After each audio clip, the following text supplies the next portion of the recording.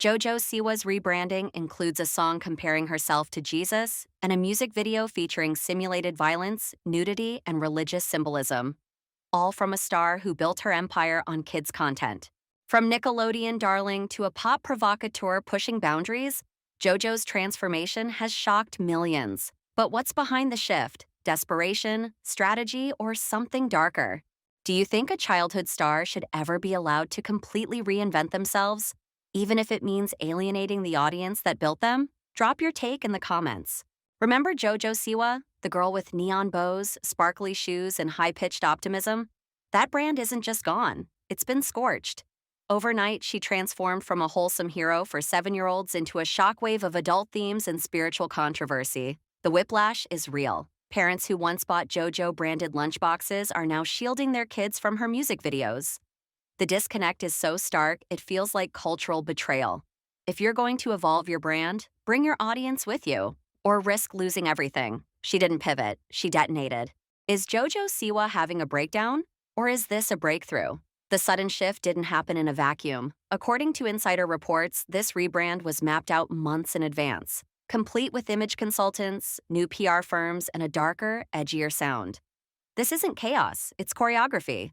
But there's a fine line between personal growth and total brand abandonment. And when your audience feels abandoned, no amount of artistic evolution will fix that. Evolve, sure, but stay rooted in what made people care in the first place. What happens when a former kids icon drops a single that compares herself to Jesus on the cross? You get JoJo's latest track, Karma. The lyrics are haunting. Nails through my hands, resurrected from pain, all delivered over a hyperpop beat. The tone is jarring. Critics argue it's not just artistic expression, it's weaponized martyrdom. It's one thing to shed your past image, but this level of self-mythologizing veers into narcissism. Push boundaries, but understand where reverence ends and recklessness begins. Religious imagery isn't new in pop music, but context matters. Siwa's use of crosses, biblical allusions, and near crucifixion in her music video triggered an online firestorm. Some saw it as edgy, others called it outright blasphemous. Two reactions, one intention, attention. The backlash wasn't just moral, it was strategic. Outrage drove views, Twitter trends, think pieces, streams surged. But what does that success say about the line between faith and fame? Use symbolism, yes, but not as a shortcut to virality. Respect isn't a vibe, it's earned. Imagine being 12 and watching your childhood idol suddenly morph into a leather-clad, half-naked performer dancing to lyrics about vengeance. That's the emotional whiplash JoJo's original fans are facing. Their hero outgrew them fast. Many of these now teens followed her for light, optimism, and unfiltered joy. Now they're navigating trauma-core theatrics and lyrical darkness from someone they once called a role model. You can change, but you owe your core audience a roadmap. Here's the twist. Some insiders say this rebrand wasn't JoJo's idea. Former collaborators hint that management and label executives engineered the transformation to jumpstart fading relevance. It's rebellion, but commercialized. Behind the glitter and grit may be a team pulling the strings, testing what shockwave strategy sticks in an era of attention scarcity. If true, it reframes JoJo from rebel to puppet. Control your evolution, or someone else will do it for you. Here's something you probably didn't know. Many young stars sign contracts with morality clauses, informal or written, that limit mature behavior even after they grow up. JoJo may have broken more than public trust. Her dramatic pivot could violate old branding agreements tied to her Nickelodeon days. While nothing public has surfaced legally, industry insiders hint at quiet legal threats and shelved licensing deals. If your image was your paycheck, respect its legacy before torching. Notice how Nickelodeon hasn't said a word? They didn't need to. JoJo vanished from official channels, product lines, and promotional material almost overnight. No public statements, just erasure. Ghosted by the brand she built. It's a masterclass in corporate distancing, damage control without confrontation. And in the entertainment world, silence is often the loudest condemnation. If a company ghosts you, it means they've still watching. Then you've seen both sides, JoJo's drastic shift and the consequences behind it. So here's the question. Is she finally becoming her true self or just another product of industry pressure? Drop your take in the comments, raw or refined. And if you're into unpacking how public figures evolve under fire, hit that subscribe button now. This rabbit hole goes deep, and trust me, you don't want to miss what's next. Ojo's Shock rebrand didn't appear in a vacuum. It echoes the arcs of stars like Miley Cyrus and Demi Lovato. But there's a difference. Their shifts felt grounded in personal struggle. JoJo's feels staged. Same blueprint, different blueprint. Her transition is more explosive, less earned. Miley swung a wrecking ball. JoJo dropped a crucifix. That matters. Authentic evolution lands. Imitation alienates. Study the past, but don't photocopy it. Some fans point to a breadcrumb trail, cryptic posts, emotional interviews, even deleted comments, suggesting JoJo's dramatic shift may be rooted in unspoken trauma, performance, or cry for help. If true, her new work may be less marketing strategy and more emotional purge. That shifts the entire narrative, from provocation to processing. Either way, audiences are watching someone bleed on stage. Art heals, but not without scars. JoJo Siwa came out with massive fanfare, praised as a brave role model.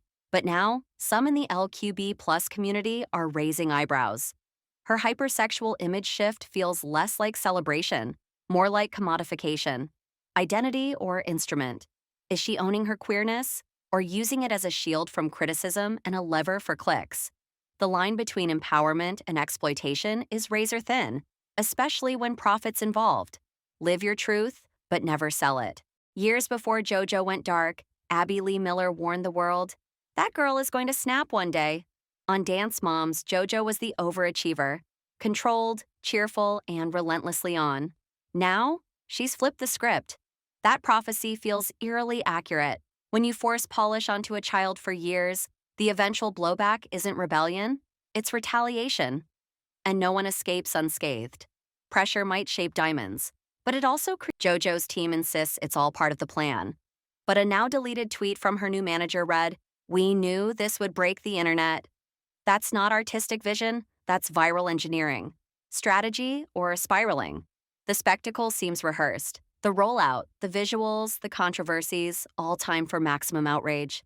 When every move feels like bait, fans start asking, what's real and what's for clicks? You can market truth, but you can't fake it forever. Scroll TikTok or Reddit and you'll see it. A civil war in her fandom. Some followers defend her right to evolve. Others feel used, alienated, or outright betrayed.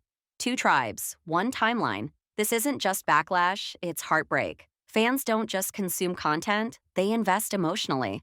And when loyalty gets treated like currency, people cash out, respect the bond, or prepare to lose it. JoJo isn't alone. A wave of young artists are pivoting toward hyper-provocative imagery to stay visible. Think Doja Cat, Lil Nas X, and even Olivia Rodrigo in darker aesthetics. Trend or trap, it's working, for now. But the shelf life of shock is notoriously short. When every artist screams for attention, the audience tunes out the noise. And once shock stops selling, what's left? Build substance before you chase spectacle. The real accelerant? TikTok. In less than a week, JoJo's rebrand clips racked up millions of views, without context. Just faces, reactions, and outrage bait. Viral, but hollow. This platform rewards extremes, not nuance. That's why JoJo's story isn't being understood, it's being sliced into controversy highlights. And when nuance dies, so does empathy. Use TikTok, but don't let it use you. JoJo's signature bows? Dead stock. Her kid-friendly merch tanked, but within weeks of her rebrand, edgier merch, crop tops, explicit lyric prints, and NFTs sold out fast. One brand dies, another profits. It's the business of reinvention. But when revenue relies on shockware and controversy, sustainability becomes shaky. What happens when the scandal pipeline dries up? Sell evolution, not just provocation. Industry insiders predict the next moves. A full-length album, raw Netflix doc, maybe even a high-drama redemption arc. But some whisper a darker forecast. Burnout, backlash, or breakdown. Fast rise, fragile runway. The concern isn't just artistic, it's personal. JoJo's walking a line between authenticity and instability. If this isn't managed carefully, it could spiral. Drive your career like it's a marathon, not a demolition derby. JoJo Siwa's reinvention is more than a headline. It's a case study in how fast fame can fracture. Her journey raises the real question, are we watching growth or a warning? Shock may sell for a second, but respect builds a career. If this video hit a nerve, stick around, because our next deep dive explores another dramatic fall from childhood stardom. Amanda Bynes' spiral and what the media never told you.